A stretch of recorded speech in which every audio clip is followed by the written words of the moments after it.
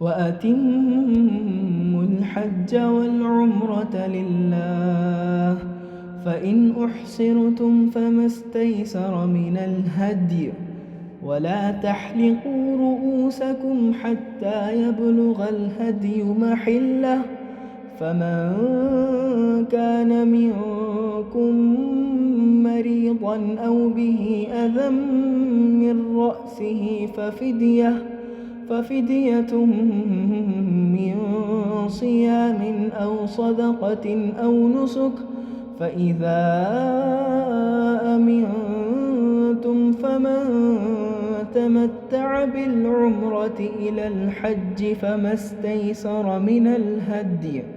فمن لم يجد فصيام 3 أيام في الحج و7 إذا رجعتم، تلك 10